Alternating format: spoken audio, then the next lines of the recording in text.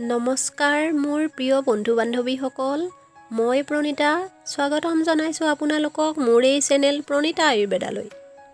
আজি ভিডিঅ'টোত আপোনালোকক জনাবলৈ লৈছোঁ এল'ভেৰাৰ উপকাৰিতাৰ বিষয়ে আৰু লগতে আপোনাৰ মুখখন কেনেকৈ সুন্দৰ, বগা আৰু উজ্জ্বল কৰিব পাৰি তাৰ বিষয়ে জনাবলৈ লৈছোঁ।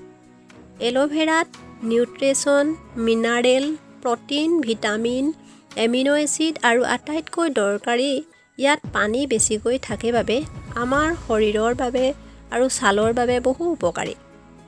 এতিয়া আপোনালোকক জনাবলৈ লৈছোঁ এল'ভেৰাৰ কেইটামান গুণৰ বিষয়ে। 1 নম্বৰ, এল'ভেৰাত এণ্টিভাইৰেল আৰু এণ্টিবেক্টেৰিয়েল গুণ থকাৰ বাবে গালত উঠা শালমনৰ সমস্যাৰ পৰা উপশম পোৱা যায়। এল'ভেৰা পাতৰ মাজৰ বগা অংশ উলিয়াই পেষ্ট বনাই গালত লগাই থ'ব লাগে।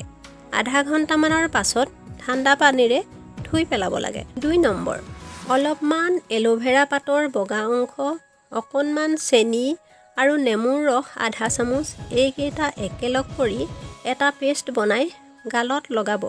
5 মিনিটৰ পাছত ঠাণ্ডা পানীৰে ধুই পেলাব। চাব আপোনাৰ গালখন উজ্জ্বল বগা হৈ পৰিছে। এই পেষ্ট হাত ভৰিতো লগাব পাৰি।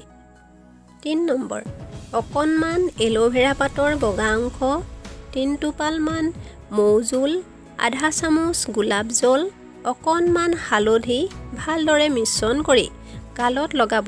5 মিনিট বা 7 মিনিটৰ পাছত ধুই পেলাব। চাব গালত থকা ক'লা দাগ নাইকিয়া হৈ গালখন উজ্জ্বল মিহি হৈ জিলিকি উঠিছে।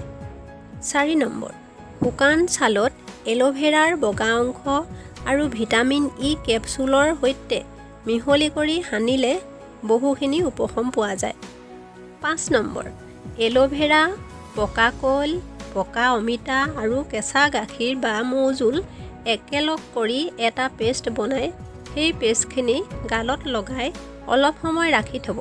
তাৰ পাছত পানীৰে ধুই পেলাব।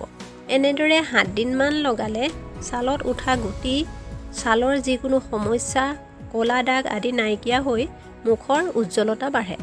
6 নম্বৰ, এল'ভেৰাৰ বগা অংশ নাৰিকল তেলৰ সৈতে চুলিৰ গুৰিত সানিলে বা মাছাজ কৰিলে উফি নাইকিয়া হয়, চুলি সৰা বন্ধ হয়, চুলি গজাত সহায় হয় আৰু চুলি ফটা সমস্যা নাইকিয়া হয়।